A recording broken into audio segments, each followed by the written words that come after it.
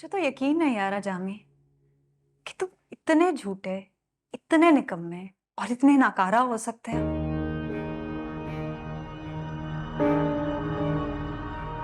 अस्मत, तुम भी उस औरत की बात पे यकीन कर रही मैं हो? उस औरत की बात पर कैसे यकीन ना करूं? जो जो किस्से तुम मुझे सुनाते रहते थे ऐसा तो कुछ है ही नहीं। कहाँ है तुम्हारा बिजनेस जामी? तुम्हारे बच्चे जॉब्स कर रहे हैं, तुम्हारी बीवी जॉब कर करके घर चला रही है, और तुम जो अमेरिका में मुझे अपनी सक्सेस और बिजनेस की स्टोरी सुनाते रहते थे, कहाँ है वो सब?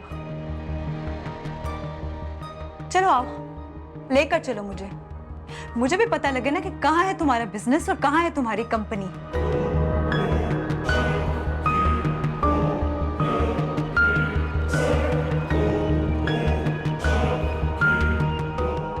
नहीं कुछ बोल पा रहे ना? तुम्हें पता है, उस औरत ने मुझे कहा कि मैं अपने शौहर के साथ बेवफाई कर रही हूँ, और मुझे एहसास हुआ कि वो बिल्कुल ठीक कह रही है। उस औरत की जुर्रत की तुम्हें गाली दे? गाली नहीं है ये जामी। मुझे वहां पे आज बैठे एहसास हुआ है कि मैं अपने शौहर के साथ बहुत जुल्म कर रही हूँ। वो मुझ पे इतना एतमाद करता है और मैं। हम एक दूसरे से मोहब्बत करते हैं। मोहब्बत? कैसी मोहब्बत? मुझे तो समझ नहीं आ रही कि मैं इस मोहब्बत के बारे में क्या सोचूं और क्या समझूं।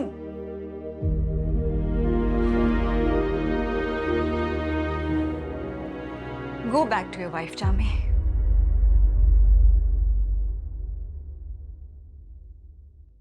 हम अब दोबारा कभी नहीं मिलेंगे।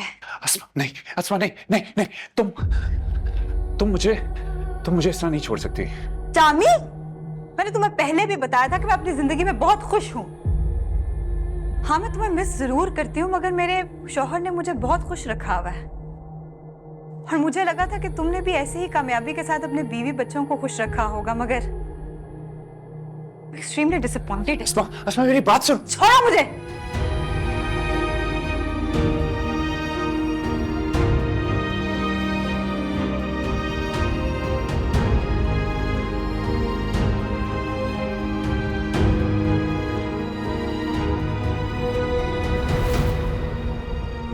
सैफ बेटा, वर्दा के अब्बू कह रहे थे अपने डॉक्यूमेंट्स भिजवाओ, वहाँ वीज़ा अप्लाई करेंगे तुम्हारा। इंशाल्लाह 2-4 महीने में हो जाएगा कुछ ना कुछ। आंटी 2-4 महीने में तो यहाँ पर भी कुछ ना कुछ हो ही जाएगा। एक तो तुम्हारे अंदर जिद बहुत बड़ी है, किसी की बात नहीं मानते, हर चीज में अपनी मनमानी करते हो। हालांकि यही बात तुम वर्दा को कहते हो इमेच्योर है, बात नहीं सुनती। इमेच्योर तुम हो, शादीशुदा हो, बच्चा होने वाला है, घर की 100 जिम्मेदारियां हैं, और यहाँ तुम्हारे नखरे नहीं खत्म हो रहे कि बाहर वीजा अप्लाई नहीं करना है। आंटी मैं बेरोजगार भी हूँ, जॉब नहीं है, फिर भी वर्दा को मैंने किसी चीज की कमी नहीं होने दी है। जॉब का होना या ना होना वो मेरा मसला है। वर्दा के पास है ही क्या जो कमी आती? गाड़ी तक तो है नहीं। पता तुम्हें कितनी शर्म आती है मुझे जब तुम बाइक पर आते हो।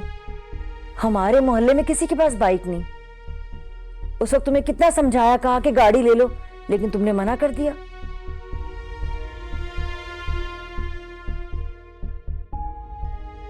मेरी बच्ची की जिंदगी तो घर के अंदर महदूद होकर रह गई है। मगर खैर, अल्लाह भला करे इसके भाई का। जब से आई है वो इसे घुमाता है, फिराता है, इसका ख्याल रखता है, और मैं भी बहुत ख्याल रखती हूँ इसका। आंटी आप ये बात तो ना कहें, जब मेरे पास गाड़ी थी तो वर्दा के पास खुली छूट थी कहीं भी आने जाने की। अभी भी है, वो नहीं जाती, उसकी मर्जी है। किस पर जाए बताओ? बाइक पे जाए, ऑटो में जाए, या पैदल जाए? ऐसी हालत है इसकी। इसलिए तो मैं इसरार नहीं करता, इसलिए तो वो यहां पर है। वो यहां कंफर्टेबल है, यहां कंफर्टेबल रहे, मुझे इससे कोई मसला नहीं है। देखो सैफ बेटा, कुछ अरसे में नासिर की शादी होने वाली है, उसकी बीवी आ जाएगी। वो आ जाएगी तो 100 सवाल करेगी, मैं किस किस को जवाब दूंगी? तुम्हारी नौकरी नहीं है। आंटी आप कितना दूर का सोचती हैं?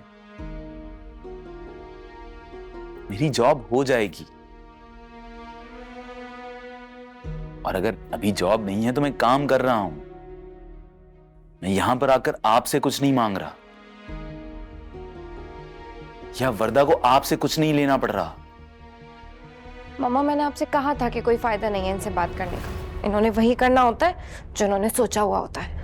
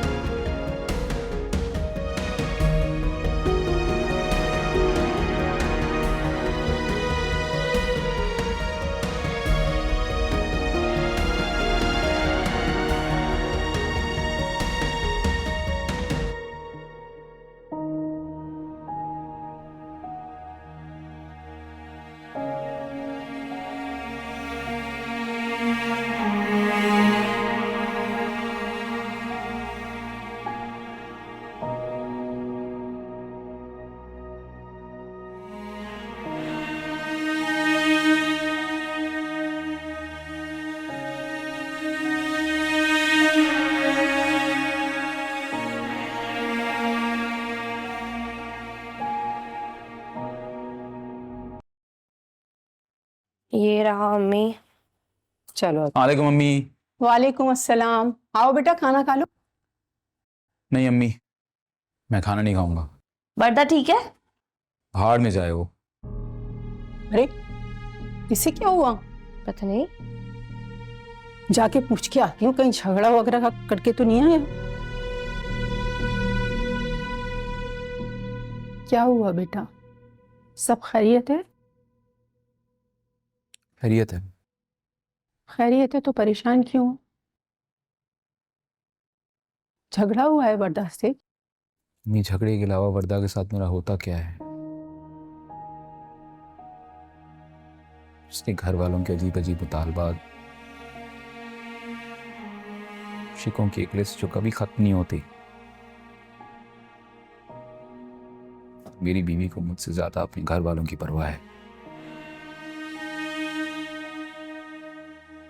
तो जॉब भी चली गई, तो जो बची कुछ इज्जत थी वो भी खत्म हो गई उनकी नजरों में। अरे, तो हो जाएगी जॉब। अल्लाह ताला बहुत बड़ा राज़िक है, वो तुम्हें रिस्क जरूर देगा। और अब तो देखो ना, तुम्हारी जिंदगी में एक नए मेहमान की आमद है, तुम इसकी कफील हो। अम्मी, मेरी बीवी मेरी बिल्कुल भी इज्जत नहीं करती। मेरी किसी भी कंट्रीब्यूशन की कोई मामूली सी भी कदर नहीं है उसकी आंखों में। मैं कुछ भी कर लूं उसके लिए काफी नहीं है।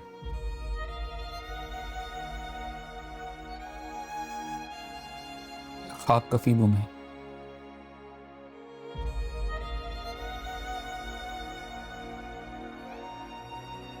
देखो बेटा, हिम्मत मत हारो।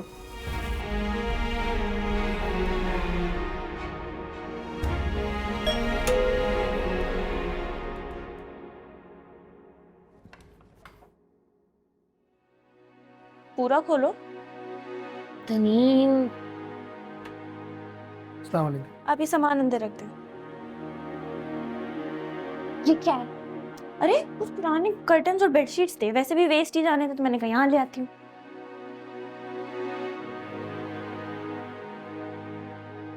सही है, आप अभी चले जाएं और जब पिक करना होगा मैं बता दूँ। ठीक है।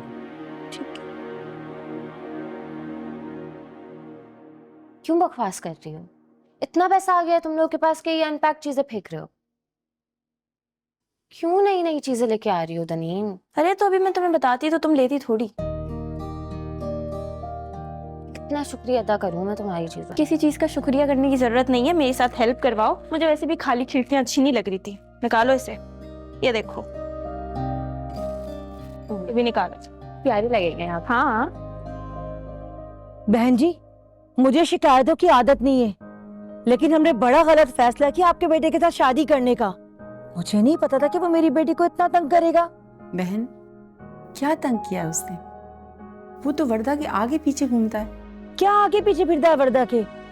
उसने तो आज तक वर्दा की किसी ख्वाहिश, किसी जरूरत को अहमियत ही नहीं दी। उसे तो बस आप नजर आती हैं, अपनी बहन। इश्क दी मारी पिया साथ छोड़ना